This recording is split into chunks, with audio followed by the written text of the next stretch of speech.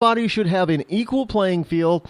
Everybody should be construed as being equal under the law and under government representation, plain and simple. So when you do that, you were saying that everybody has an equal chance under the societal guidelines of the Constitution and their individual states. That doesn't mean that you get to ride roughshod because you're a minority person or group and you think that your rights supersede the rights of somebody else's. In this case, let me give you an example. The Christian baker was out in Utah. Your right to get married, whether you're straight or gay, does not supersede that baker, that business owner's ability to believe as they want to believe and hold certain religious views and thus refuse you service. I'm sorry. That's just the way it is. I mean, you know, and look, I have been pretty consistent about this. I've always said, you know, I don't want, if somebody doesn't want to serve me because I'm black, I don't want to give them my money in the first place. Why would I want to do that? And I'm not going to try to take them to court to force them to do it because what? As I always say, a man convinced against his will is of the same opinion still. I'm not changing their mind. In fact, I'm probably cementing and fomenting their hatred towards me if I try to force them to do something they don't want to do. So let me tell you, you're not winning over any Christian bakers or any other Christian business owners out there. In fact, you're solidifying their belief that you're nothing but evil, self-centered, subhuman creatures. You know, they're going to look at you and say, well, you know, and there are a lot of, look, we have the, you know, in this day, maybe a while ago, before the advent of the internet, certain people or groups or minority groups may have been able to pressure others into at least on the surface coming around. But today we see time and time again, every time this type of case gets coverage of any kind, the coverage goes viral online and people donate to cover any types of fines or lawsuit judgments. So again, you're not winning. You know, the last time I checked, it was nearly $500,000. The Christian bakers, you know, garnered over $500,000 in donations to pay the $135,000 fine. Yeah, you know, what is Memories Pizza? Was that in Tennessee, Kansas, someplace? By the time that campaign was done, they raised almost $1 million for that family business. And stuff like that just keeps going and going and going. You're not winning. And we can see that in this Washington Post ABC poll that Americans are just not buying into this forced notion that we're changing because they're uncomfortable with it. They don't like it. They don't want it. Plain and simple. And you know, we see that whenever stuff like the Planned Parenthood stuff comes out, it makes people even more comfortable, and it makes them squirm. And you know, I got to tell you, I heard, what was it, yesterday? I think Hannity had some pro-abortion lawyer or something on his program, and the venom that was she was just angry and bristling and shouting at Sean for this second video. She was upset that they shot the second video. She wasn't upset about what the doctors said on these two videos. She was upset that somebody actually took the video. It's kind of like there are people out there right now who are upset, who are not cops, but they're upset with cops being videoed during the course of doing their jobs.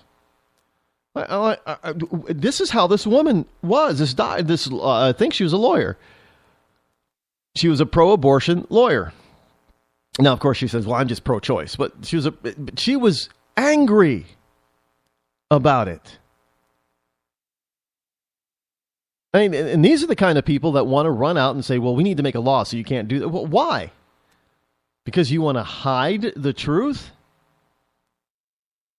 I'm not about hiding the truth. I'm about, as uncomfortable as the truth may be, we need to know the truth.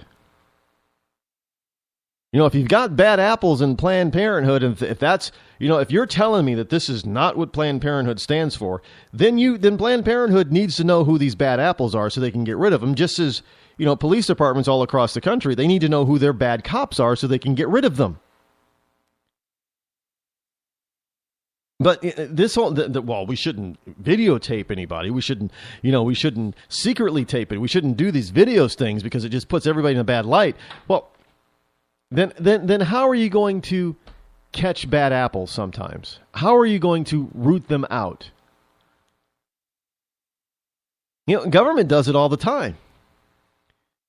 Government takes secret video and audio tapes when they do their investigations to try to get evidence on people who are doing criminal activity.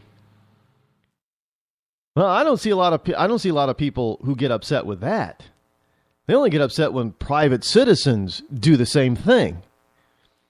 They use the tactics of government and police departments at all levels of government, local, state, and federal.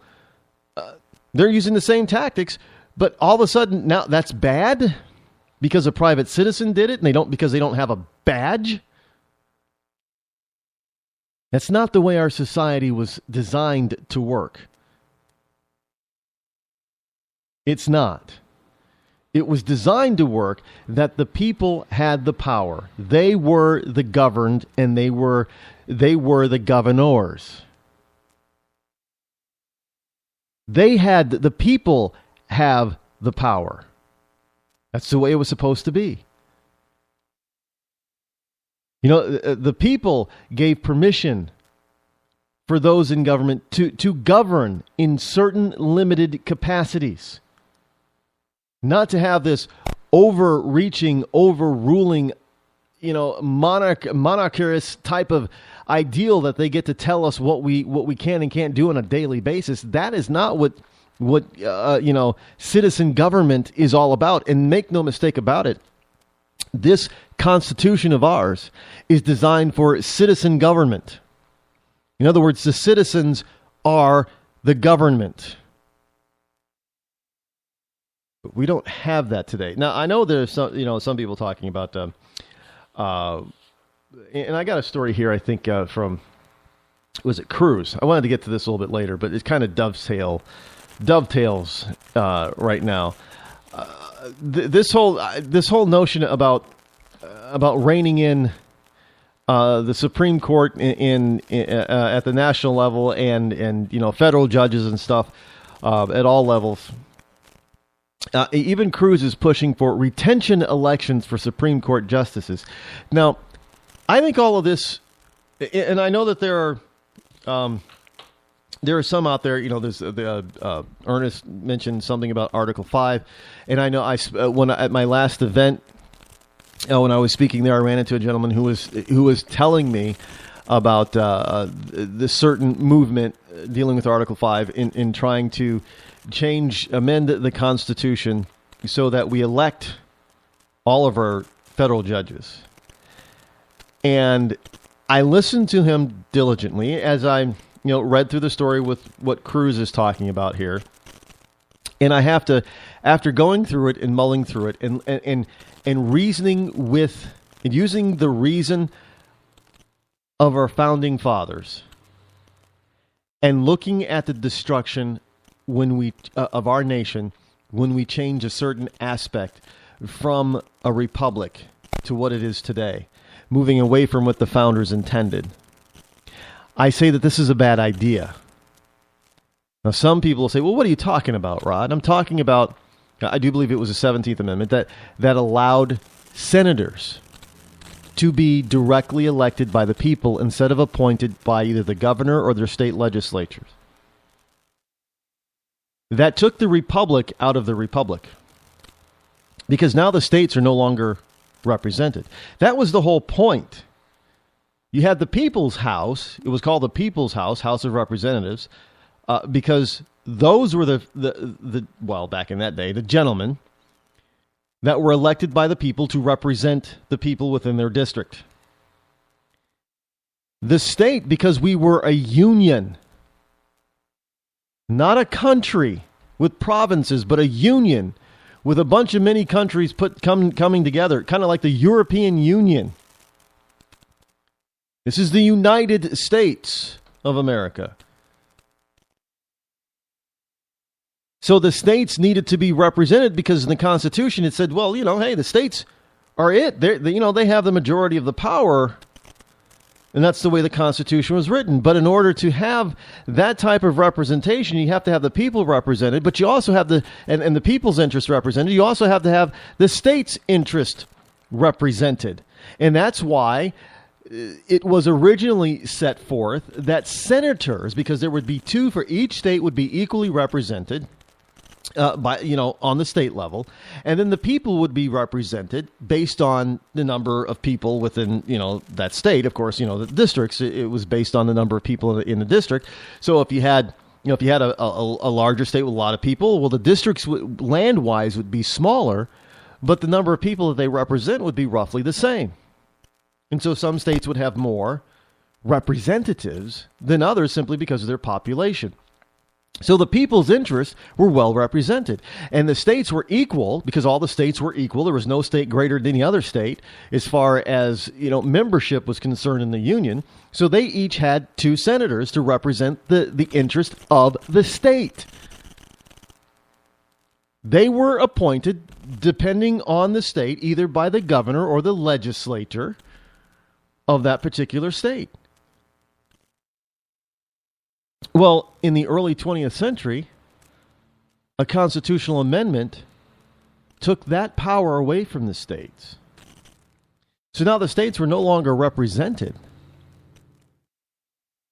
And look what we've gotten. Now, I'm telling you that this type of notion of getting away from what the founders originally intended is not going to be good for our republic as the years go on if we go ahead and adopt this sort of mantra that we need to elect our Supreme Court and our federal judges. Understand that is going to get politicized just like everything else. And those of us that are going to lose would be the people. We're the ones that are going to lose. Plain and simple. We've seen it already with senators. I'm just telling you, it's the same thing that's going to happen. So I have to vehemently disagree with people who want to change that aspect. Do we need to do something in order to change what is happening in our court systems? Absolutely yes. But how do we do it?